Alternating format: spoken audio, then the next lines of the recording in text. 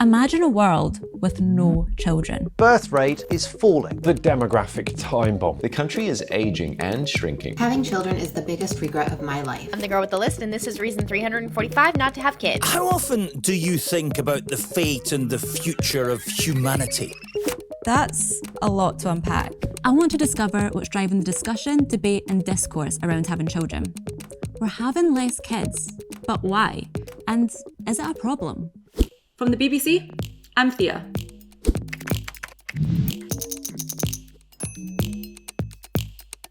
I've come across this graph. It's called a population pyramid. So it shows us the world's population in 1975. At the base, you've got your babies and your toddlers, 0 to 4, the biggest chunk. But as you go up the pyramid, each group gets smaller and smaller until you reach the top and, well, you die. Sorry. Population pyramids like this are a simple way to show the age and sex breakdown of a population.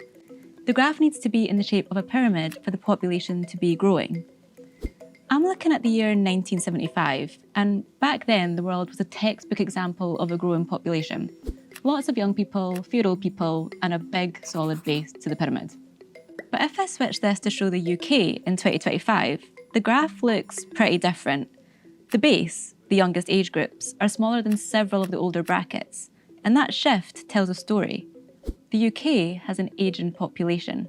After checking the definition of demography, I started searching it online, and it's a rabbit hole. I'm reading about population collapse, birth rate decline, Gen Z having less sex, ageing societies, child-free by choice, dating at fatigue, situationships. I'm also finding phrases like baby deserts, fence sitters, and trad vibes popping up on my feed. You can transition into becoming a traditional wife. Maybe you've seen some of this stuff too. A lot of the content is weighing up the pros and cons of having kids, or offering advice to people who aren't really sure. And the comment sections, well, they can either be really helpful and constructive, or very, very divisive. It's become a cultural battleground. Now, fertility rate decline isn't new news, but debates about what or who is to blame are not slowing down. The arguments I'm seeing tend to fall into one of 4 categories. Do we want to have kids? Do we need to have them? Whose responsibility is it to have them? And why should any of us care anyway? So, I want to pick it apart. And to do this, I'm starting close to home. I'm in Scotland. Scotland! And of the 4 nations that make up the UK, Scotland has the lowest replacement rate. Quick explainer.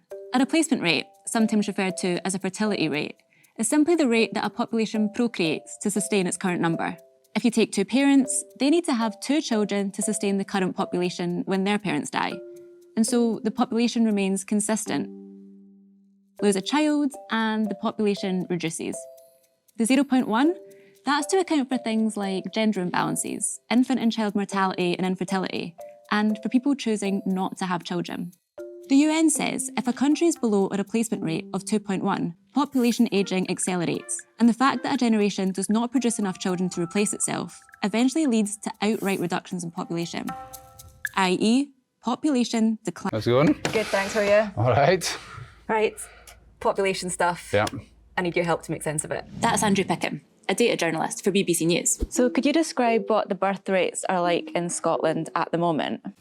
So we know that last year, a number of babies born in the country was just over 45,000, and that hit the headlines because it was actually a record low number, the lowest number we've had for more than 160 years since the records began. You can see the overall trend here is one of decline, but it's one over a long period of time, so it's not necessarily one that people hear about, and that's why it's often described as this sort of silent emergency. And did you see any other trends appearing in the data?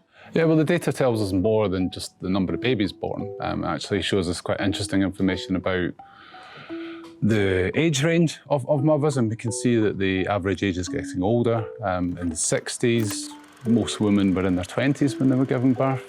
In the mid-70s onwards, it's sort of getting into the 30s. And today, the average age of a woman giving birth in Scotland is between 30 and 40. And it's over the same time period, it's interesting to note as well that the number of teenagers giving birth has also dropped quite dramatically as well.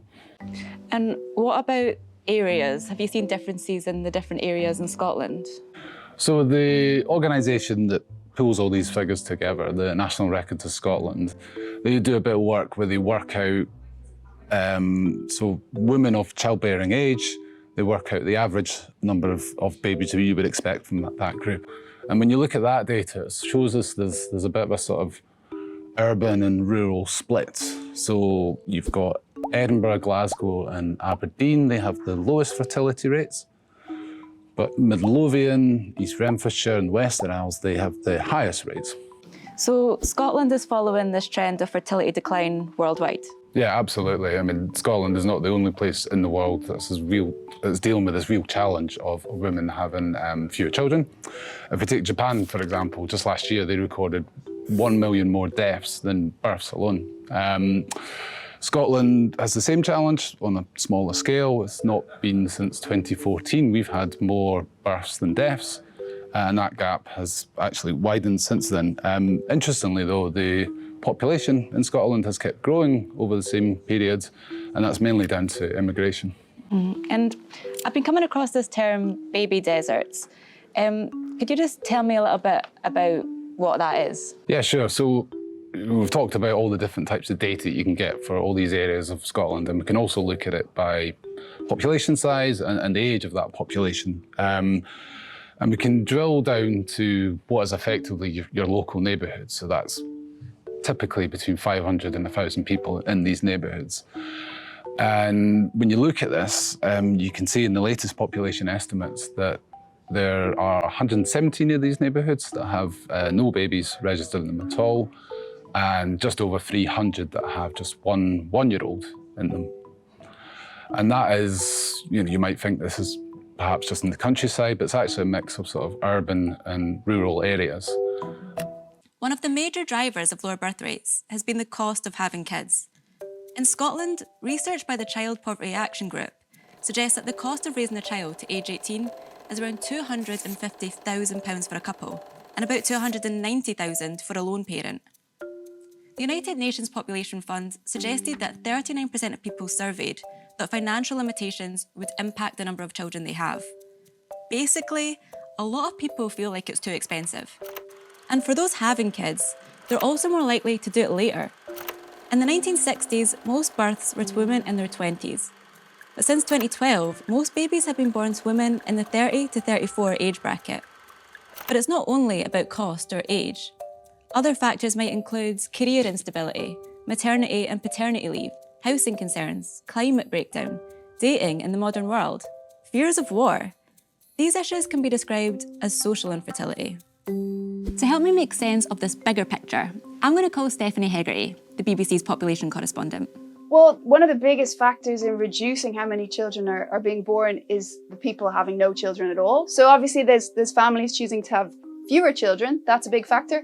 But the people just saying no, they don't want any kids at all is one of the most influential factors. And it's just not taboo anymore to make that choice. You can imagine before there were always people who maybe didn't want to have kids, but they did it anyway because it was expected of them. And we don't have that anymore, at least here. I do think there is still social pressure on people to have a family, but it's certainly so much less than it was. And again, it's not just here in the UK, that's happening all around the world. And what would you say are the most important factors that people are thinking about when they're deciding whether or not to have a baby? Well, I think number one for most people is whether they're in a relationship, and whether that's a committed, stable relationship, whether they want to have a baby with that person. And then I think it comes down to financial factors. There was a really interesting report by the UN recently that found that a lot of people want to have a child but just don't feel like they can because of financial pressures, also time pressures. Number one, I think, is housing. That's very linked to your financial situation, but there's a housing crisis in many different societies across the world. It's not just in this country. Then there's a big change in the expectation of what it is to raise a child. Parents now are actually spending more time with their children than parents did in the 50s, especially in the West. So we're expecting more of that experience, more time, more financial investment.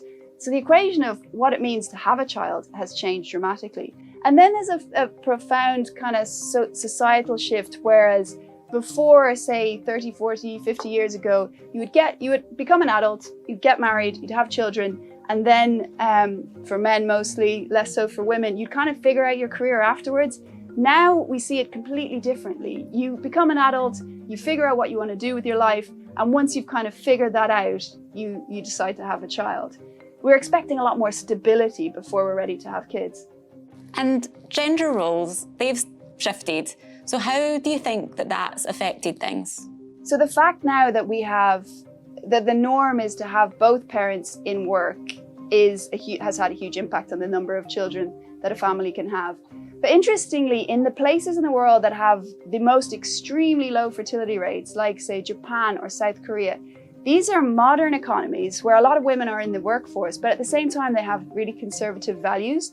So often it's often when people have children, it's the mother, it's the woman who's expected to do a lot of the looking after kids, looking after elderly parents, and doing a lot of the, say, housework, looking after the house at home. So you can see logically how for young women in those countries, that is not a very desirable option. So where we still have this kind of mismatch between gender equality and modern economies, those are places where fertility rates are often really low. Remember that population pyramid? Well, back in 1950, Japan had a near perfect example of a pyramid depicting a growing population. But year on year, that shape has started to change. By 1964, the pyramid looked more like a Christmas tree, with most of the population aged 15 to 19 years old. 2025 shows the pyramid's base to be thinner than its middle. It's no longer a pyramid at all. Japan's population decline started from the mid-1970s, and it's made it a bit of a case study for what problems countries can expect to face with an ageing population.